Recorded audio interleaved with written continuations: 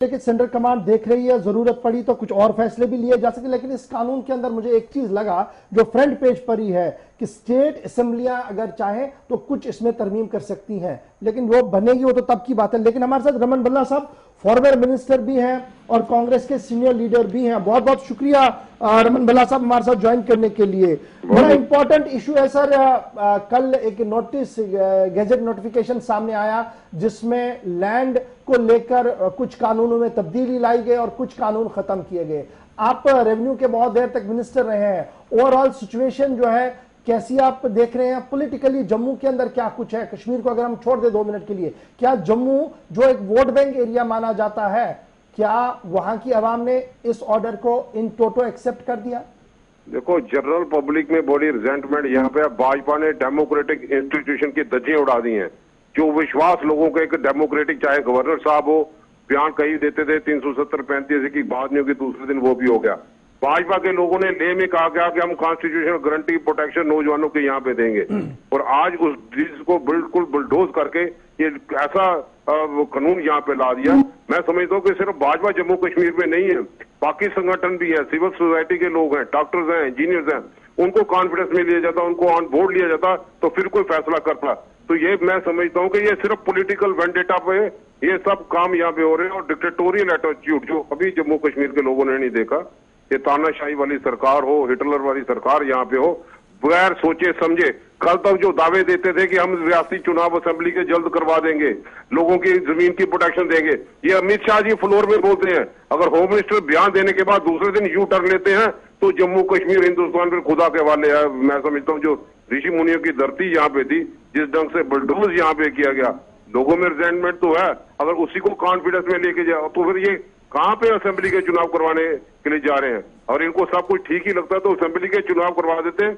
उनको चर्चा का विषय होता है, उसकी चर्चा होती है, उसके बाद ऑन बोर्ड ले लेते हैं। भल्ला साहब, बड़ा इंपॉर्टेंट एक और बड़ा इंपॉर्टेंट चीज है जो अभी सोशल मीडिया पर भी लोग जानना चाहते हैं।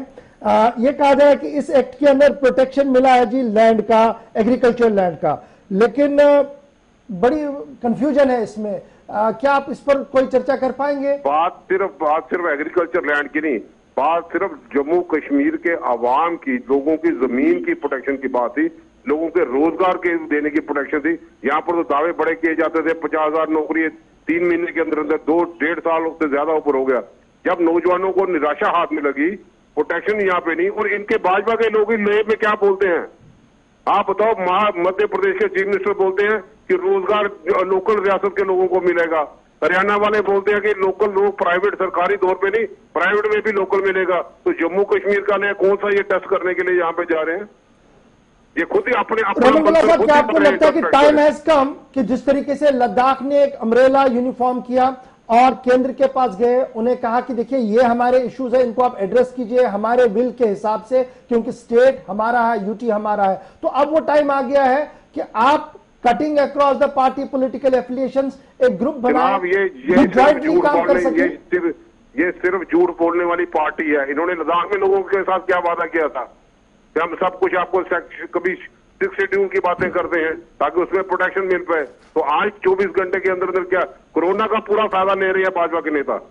उस कोरोना में सोशल डिस्टेंस भी रखे, लोग सड़कों पे ना आए, तो पूरा जिस ढंग से जम्मू कश्मीर में जमावड़ा, प्राइवेटाइज सेक्टर को बढ़ावा देने की बातें की जा रही हैं, उस ढंग से ये जो काला चीज है अब चर्चा का विषय तो बन गया। आप देखेंगे लोगों का क्या यहाँ पे होगा, लेकिन जिस तरह से इनको कॉन्फिडेंस में लेना चाहिए था, बाकी भी इतने भी स्टेक होल्डर्स यहाँ पे हैं, उनको ऑन बोर्ड लेकर चले भी जाते। टूरिस्ट रियासत यहाँ पे है, पिलग्रिम रियासत यहाँ पे है, लोगों को आना जाना है। किस ढंग से अभी तक टूरिस्ट डेस्टिनेशन जम्मू को बना नहीं पाए।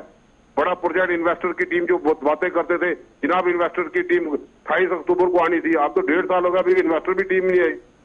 तो जब इसके स्टार्टिंग में अगर ऐसा है तो आगे क्या होगा? बिल्ली थैले से बाहर आ गई है। इनका करनी करनी में कितना फर्क है, डेमोक्रेटिक इंस्टीट्यूशन के किस ढंग से बुलडोज किया जा रहा है, ये सब लोग यहाँ पे देखते हैं। बहुत बहुत शुक्रिया रमन भल्ला साहब, फॉर्मर मिनिस्टर और कांग्रेस के सीनियर लीडर हमारे साथ जम्मू से ज्वाइन